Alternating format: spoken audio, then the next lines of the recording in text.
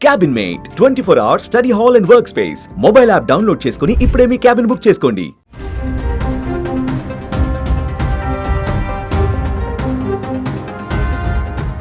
సింధు జలాల ఒప్పందం ఏంటి?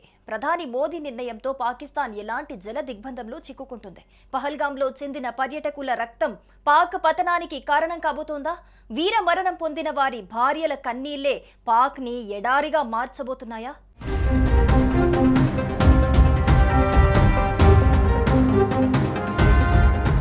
పాకిస్తాన్తో 1960లో కుదిరిన సింధు జలాల ఒప్పందాన్ని జమ్మూ కాశ్మీర్లోని పహల్గాం దాడి నేపథ్యంలో తక్షణమే నిలిపేస్తున్నట్లు భారత్ ప్రకటించింది. సింధు నది వ్యవస్థలో ప్రధాన నదులు పాకిస్తాన్కి చాలా ముఖ్యమైనవి. తాజా చర్యల వల్ల పాకిస్తాన్కు మాత్రం గడ్డుకాలం రాబోతోంది. మోడీ సర్కార్ తీసుకున్న ఈ సంచలన నిర్ణయంతో నదీ జలాల అంశం మళ్లీ తెరపైకొచ్చింది. ఇరు దేశాల మధ్య విస్తరించి ఉన్న సింధు నది, దాని ఉపనదుల జలాలను సాగు కోసం, జల విద్యుత్ వంటి తదితర అవసరాల కోసం వినియోగించుకునేందుకు భారత్ పాక్ 6 దశాబ్దాల క్రితం చేసుకున్న ఒప్పందమే సింధు జలాల ఒప్పందం.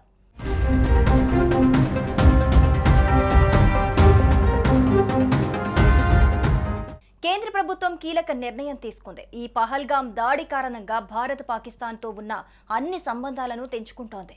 అటారీ బోర్డర్ కూడా మూసివేయనుంది. ఇక పాకిస్తాన్తో ఉన్న సింధు నది జలాల ఒప్పందంపై కూడా కీలక నిర్ణయం తీసుకుంది కేంద్రం. కొన్నేళ్ల క్రితం చేసుకున్న సింధు నది జలాల ఒప్పందం కూడా సస్పెండ్ చేసింది. ఈ అగ్రిమెంట్ నిలిపివేయటం వల్ల చిన్న సింధు నది, జీలం, బియాబ్, సట్లెజ్ నది నీళ్లు పాకిస్తాన్కి నిలిచిపోతాయి. ఈ నేపథ్యంలో కొన్ని మిలియన్ల మంది ప్రజలపై తీవ్ర ప్రభావం పడుతుంది. ఈ నదులు అక్కడి ప్రజలకు ప్రధాన వనరులు, వ్యవసాయం, ఇతర అవసరాలను తీరుస్తాయి.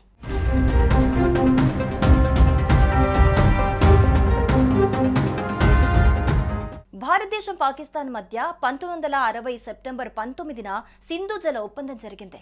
వరల్డ్ బ్యాంక్ సమక్షంలో ఇరు దేశాలు సంతకం చేశాయి. అయితే ఇండియా పాకిస్తాన్ మధ్య 1965, 1971, 1999 మధ్య యుద్ధం వచ్చినా కానీ ఈ నీటి జలాల పంపకంలో ఎలాంటి నిలుపుదల చేయలేదు. కానీ తాజాగా పహల్గాం దాడి తర్వాత ఈ నీటిని నిలిపివేసింది భారత్. ఈ సింధు నదీ జలాల అగ్రిమెంట్ కరాచీలో భారత ప్రధానమంత్రి జవహర్లాల్ నెహ్రూ, అప్పటి పాకిస్తాన్ అధ్యక్షుడు మార్షల్ అయూబ్ ఖాన్ మధ్యలో జరిగింది. ఈ అగ్రిమెంటు ప్రకారం తూర్పు దిశగా వెళ్లే బియాస్, రవి, సట్లెజ్ ఇండియాలో ఉండే ఈ ఉపనదులన్నీ ఏడాదికి 41 బిలియన్ మెట్రిక్ క్యూబ్ ఇండియా ఉపయోగిస్తోంది. అయితే పశ్చిమ దిశగా వెళ్లే నదులైన సింధు, చీనాబ్, జీలం 99 బిలియన్ల మెట్రిక్ క్యూబ్స్ పాకిస్తాన్ వినియోగించుకుంటోంది. అంటే 30% నీటిని ఇండియా వినియోగిస్తే సింధు నది వ్యవస్థలో పాకిస్తాన్ మాత్రం 70% నీటిని వినియోగిస్తోంది.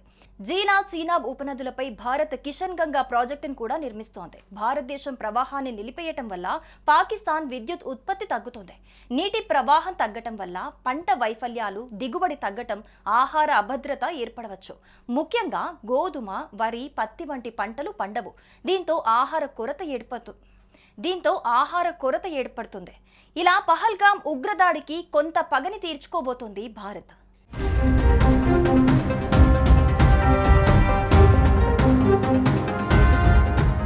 సుమన్ టీవీలో మీ పర్సనల్ అండ్ బిజినెస్ ప్రమోషన్స్ కోసం కింది నెంబర్కి కాంటాక్ట్ చేయండి.